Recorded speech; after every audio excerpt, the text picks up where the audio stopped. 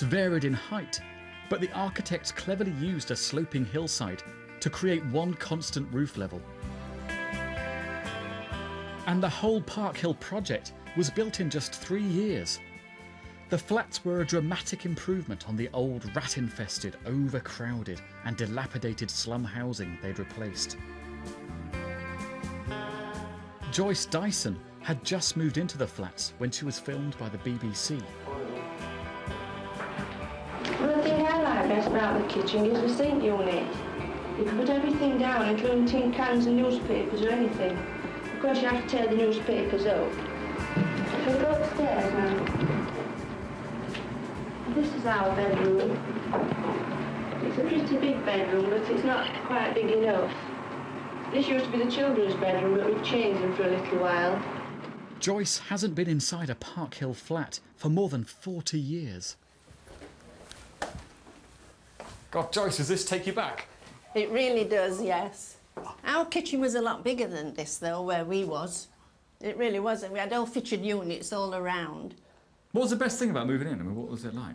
Well, we lived with my husband's mother for the first few months of our married life. Then we went to live with my grandfather, whose house was condemned. So it was from a really back-to-back house there to come to a modern flat. So it was absolutely brilliant. Everything was modern. So you didn't miss where you'd come from? Oh, no. No, not really. No, I mean, my husband, where he lived, he didn't even have a bathroom. It all sounds really futuristic. I mean, it was lovely in those days. I mean, you've got to think back to the 60s, you know. It was really nice. So, I mean, we couldn't fault it. So let's go and have a look at the living room. OK, then. Hey, Joyce, what do you reckon to this bar? Oh, that is brilliant. Come and take a seat. I didn't have one of those in my flat. I mean, here again, you've got your central heating. You just get up in the morning and your heat's already there. You can let the children roam about with nothing on and they don't get cold or anything. Did you have to get used to camera crews coming round? We did, because, I mean, they always seemed to be on the flats at the beginning because it was such a big sort of thing in the news. But, yeah, I don't know why they picked us out, but they did. It's a beehive. Probably.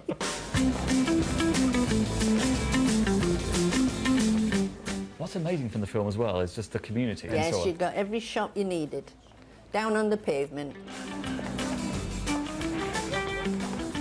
Keep fit place, everything you needed.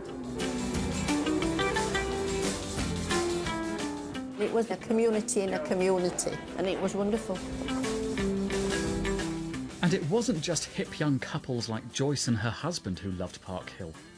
The flat seemed to appeal to all generations. It's like being in heaven up here, because we've always been poor people, and we've had so many good friends up here, and these places are just lovely for us, either for old age or young age.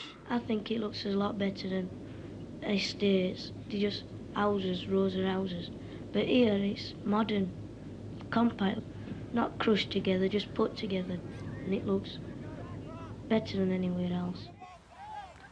Park Hill's community spirit has always been one of its more enduring successes. They took huge trouble here to settle people in. Children would play out in the grounds, mum and dad would sit out on the decks listening to the radio, and the whole community would come together in its pubs and clubs. For a while it seemed like the utopian dream had really come true. Someday I'm gonna write the story of my life. I'll tell about the night we met, and how my heart can forget the way you smiled at me.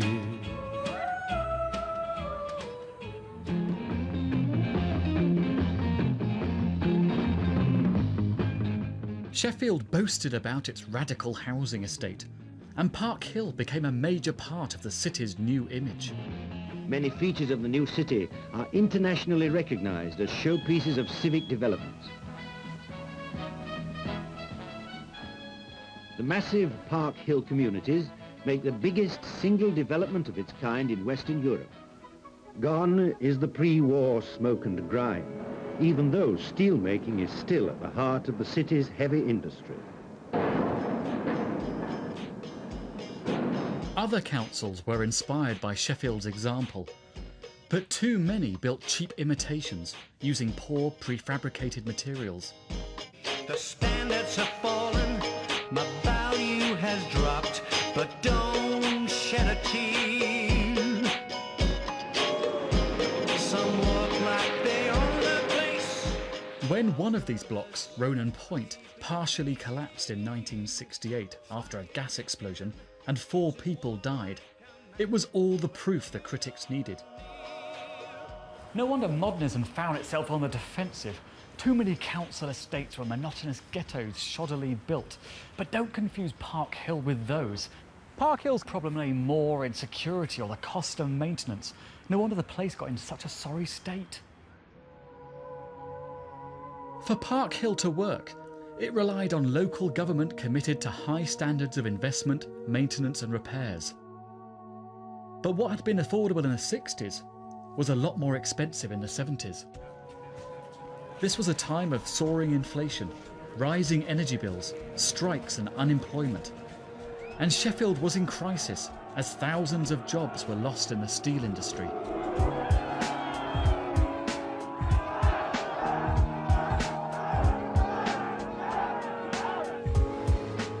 But by the start of the 80s, though, things seemed to be improving for public housing estates.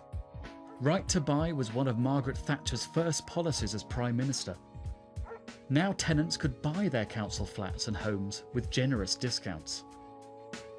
There was a definite sting in the tail, though, with Right to Buy. All the best flats got snapped up, leaving so many behind in a vicious downward spiral.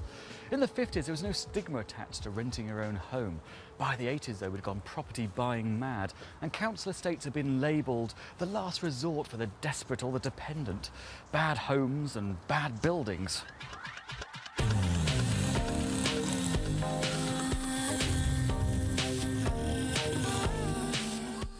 After more than a decade of decline, most council tenants were desperate to get out of Park Hill.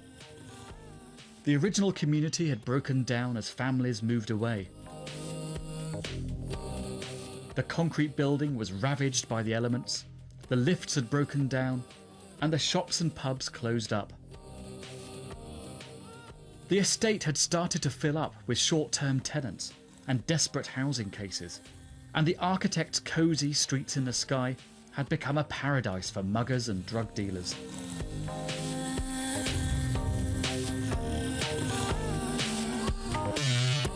Police were called to the Park Hill flats just before 4 o'clock this morning. Neighbours had suggested a man living there may be armed. Park Hill's primary school playground is right underneath the part of the flat complex police suspect the shots have been fired from. As a precaution, staff have acted on police advice and closed off a small area where children may be at risk. I got attacked at knife point one day, and it was 10:30 in the morning. I was on my way to pay the rent at the council office. I had a month's rent in my pocket, and this guy just attacked me, jumped from behind the pillow, and he's trying to snatch my handbag. Now I held my handbag like this, and I thought, you're not having my handbag, no way. Then he kicked me, and I fell back over. You must have been very frightened. I mean, that's a really... I must admit, I wasn't very happy because he put the knife under my throat. Oh, God, you know, that's awful. At that point, you know, I remember my heart almost stopped still.